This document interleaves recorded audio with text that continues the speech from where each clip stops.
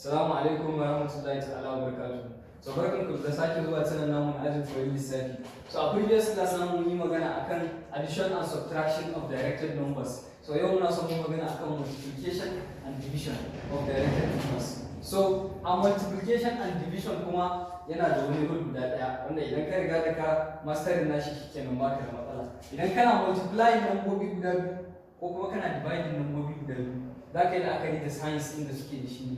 Idan sign ɗin nasu iri ɗaya ne, minus minus ko kuma plus plus, so ansan ka definitely zai zama to plus ne.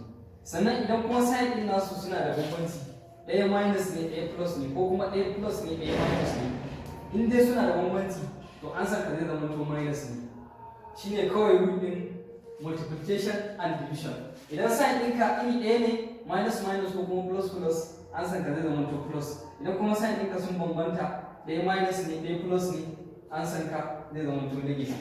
Shine so yanzu wannan na farkon nan kaga sign ɗin mu iri ɗaya ne, nan plus ne nan ma plus ne, to kawai ansan mu ya zama to plus ne shi ma tunda sign ɗin iri ɗaya ne. 2 times 2 kaga zai bamu 4.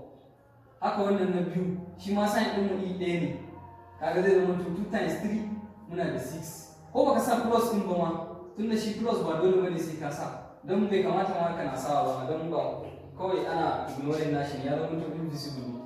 Amma minus dole ne sai ka samu, baka samu minus ba ya zama plus. So haka wannan shi kuma sign din mu kaga suna da bambanci, wannan minus ne wannan plus ne, to don haka an samu zai zama to minus. Kaga 3 times 5 zai ba mu 15.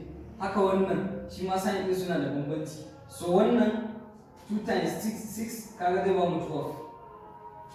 To haka in muka zo division shi ma tunda sign din mu iri ɗaya ne, plus da plus kaga kawai dividing da kai 6 divided by 2 zai baka 3.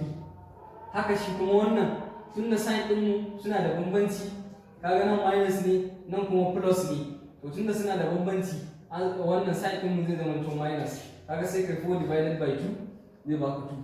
Haka wannan shi ma sign din mu suna da bambanci, nan plus ne nan minus, sai kai dividing 8 divided by 2 kaga zai ba mu 4 minus 4. So haka wannan shi ma suna da bambanci, kaga sai ka samu minus, kaga 10 divided by 5 zai ba mu 2. So wannan shine multiplication and division of directed numbers. So duk wani number da yake da wasu mixed operation, wani minus a haɗa maka minus da plus ko wani waye, da fatan dai yanzu duk babu wani matsala a cikinsa. So mun gode da kallon bidiyon mu, idan ku subscribe ne duk suna ɗin mu ba ku yi a ajin koyon lissafi sannan ku share. Mun gode.